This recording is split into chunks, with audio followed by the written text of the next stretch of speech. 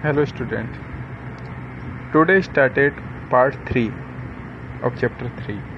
Why do we need a parliament? आज इसका part 3 पढ़ेंगे हम. पिछले पार्ट्स में हमने why should we people decide,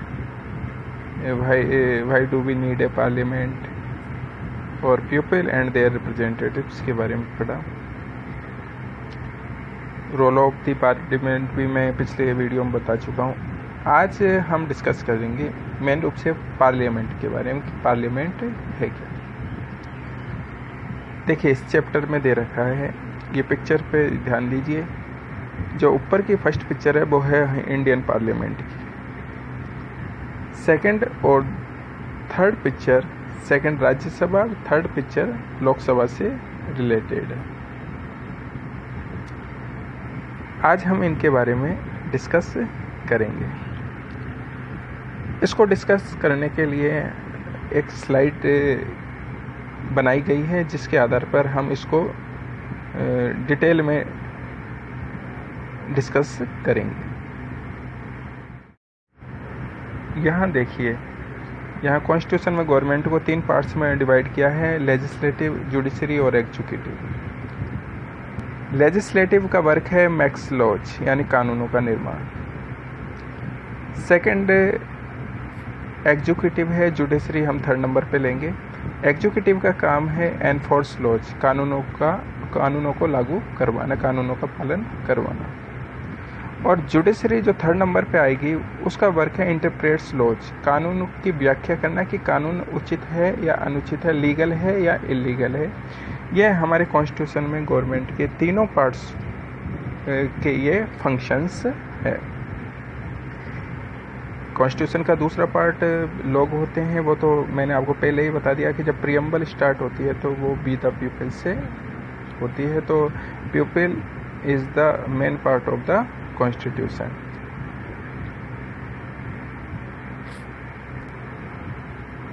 यहाँ देखिए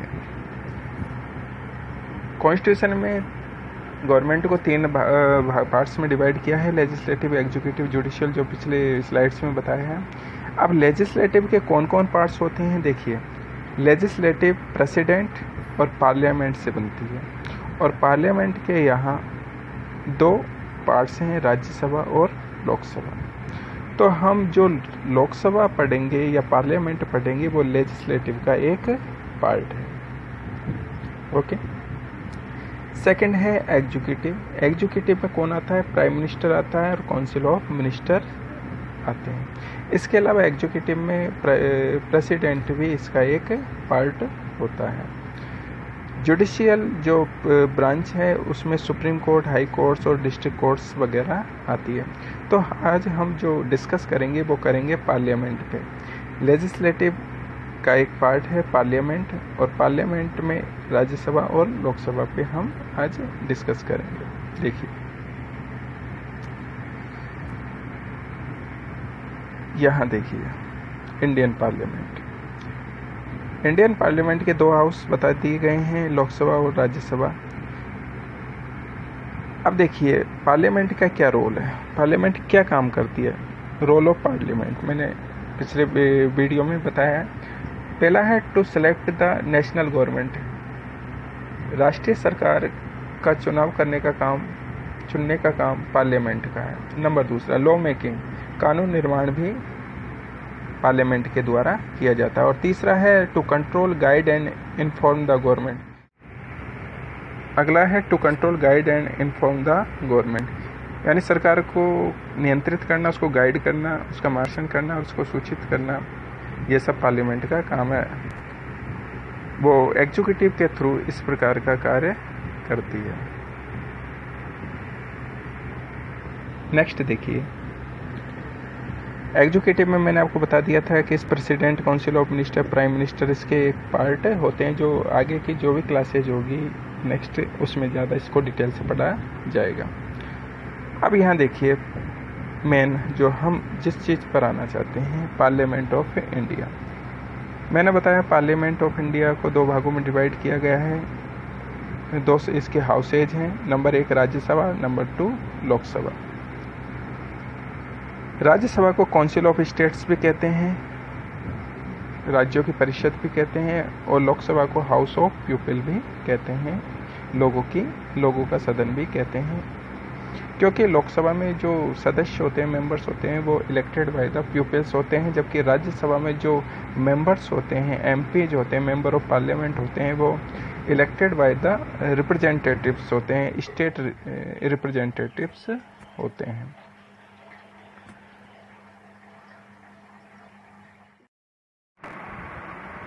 यहाँ देखिए काउंसिल ऑफ स्टेट्स में राज्यसभा में, हमारे यहाँ राज्यसभा के नाम से जानी जाती है, यह सदन राज्यसभा के नाम से जाना जाता है।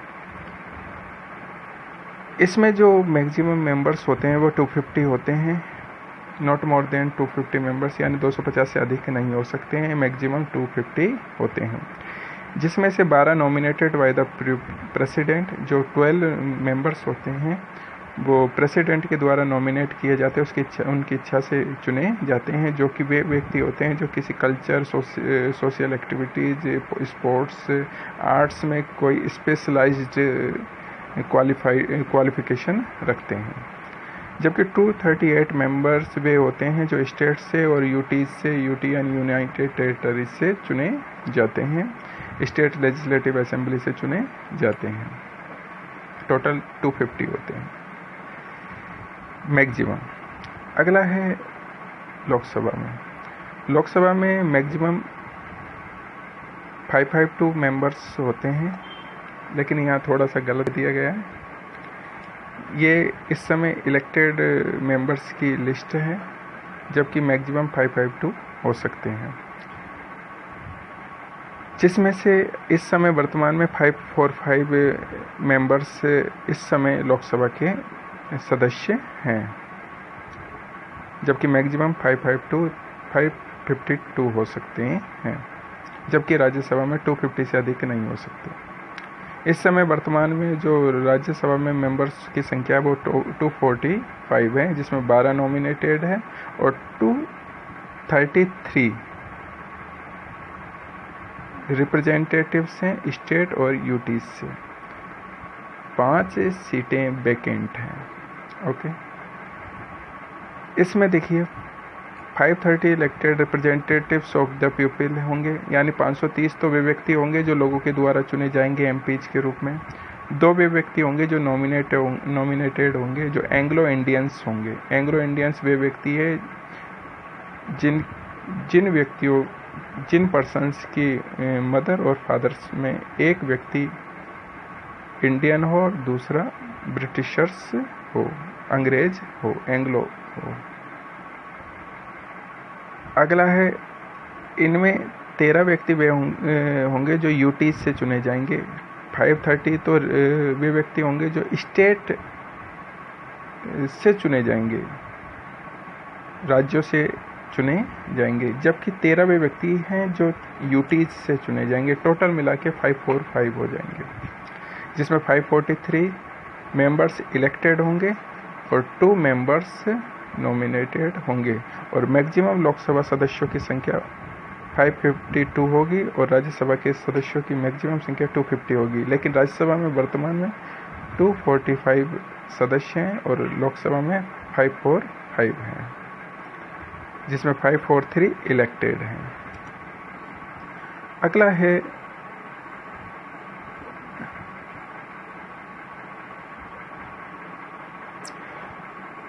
देखिए, यहाँ ये तीसरा स्लाइड, ये अगली स्लाइड है, जिसमें गवर्नमेंट के जितने भी पार्ट्स हैं उसको डिटेल से समझा दिया गया है कि कौन व्यक्ति किससे संबंधित है। जैसे एग्जीक्यूटिव में president, vice president, cabinet minister से आते हैं। लेजिस्लेचर में लोकसभा, राज्यसभा आती है, प्रेसिडेंट भी इसी का एक पार्ट है। जुडिशरी में सुप्रीम कोर्ट्स वगैरह, हाई कोर्ट्स वगैरह आती है। नीचे इनकी रिस्पॉन्सिबिलिटीज़ दी गई है, जो मैंने पिछले वीडियो में और इससे ऊपर वाली स्लाइड में बता दिया है।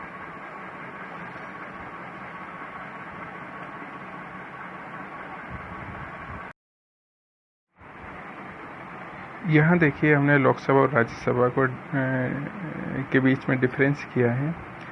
लोकसभा में देखिए, number 1, member of Lok Sabha are directly elected by the eligible voters.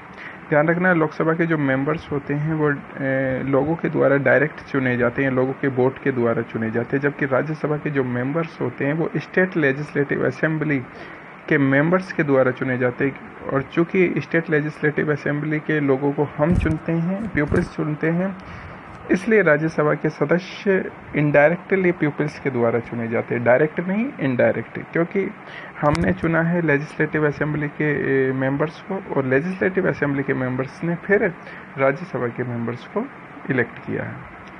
अगला है the period of Lok Sabha is 5 years. Lok Sabha का जो कार्यकाल होता है वो 5 साल का होता है। जो लोग चुने जाते हैं वो 5 साल के लिए चुने जाते हैं, जबकि Rajya Sabha it is a permanent body. ध्यान रखना, राज्यसभा का कोई कार्यकाल नहीं होता, वो परमानेंट बॉडी होती है, लेकिन इसके सदस्यों का कार्यकाल 6 वर्ष होता है, 6 ईयर, जिसमें से 1/3 of its member retire every 2 year, जिसमें से 1/3 जो सदस्य होते हैं वो हर 2 साल में रिटायर हो जाते हैं। जबकि राज्यसभा परमानेंट बॉडी है, जबकि लोकसभा टेम्पररी बॉडी है। इसका कार्यकाल 5 होता है, जबकि राज्यसभा का कोई कार्यकाल नहीं होता, क्योंकि ये परमानेंट बॉडी होती है। इसके सदस्यों का कार्यकाल 6 साल होता है, 6 ईयर्स होता है। अगला है द मैक्सिमम स्ट्रेंथ 552। मैंने आपको पिछले वीडियो में पिछले स्लाइड में बताया था कि लोकसभा के सदस्यों की जो स्ट्रेंथ है मैक्सिमम वो 552 होती है, जबकि राज्यसभा की 250 होती है। अगला है money bill can only be introduce in the Lok Sabha. ध्यान रखना, जो बिल होते हैं ऑर्डिनरी और मनी बिल, मैंने आपको पिछली क्लासेज में बताया था मनी बिल और ऑर्डिनरी बिल के बारे में। इसमें मनी बिल केवल लोकसभा में इंट्रोड्यूस होता है, जबकि राज्यसभा में मनी बिल इंट्रोड्यूस नहीं होता है। इसके पास सिर्फ थोड़ी बहुत शक्ति होती है, अन्यथा मनी बिल सिर्फ लोकसभा के द्वारा ही पास कर दिया जाता है। अगला है मोर पावरफुल देन राज्यसभा। ध्यान रखना, लोकसभा राज्यसभा से ज़्यादा पावरफुल होती है, क्योंकि इसके जो मेंबर्स होते हैं वो इलेक्टेड होते हैं, और जितने भी सरकार के जो मंत्री वगैरह होते हैं वो विशेषकर लोकसभा के ही सदस्य होते हैं। और मनी बिल इंट्रोड्यूस करने का काम लोकसभा का होता है, इसलिए सरकार स्वयं लोकसभा में मनी बिल को इंट्रोड्यूस करके अपना बजट पास करा सकती है, जबकि राज्यसभा के पास इतनी शक्ति नहीं होती जितनी लोकसभा के पास होती है।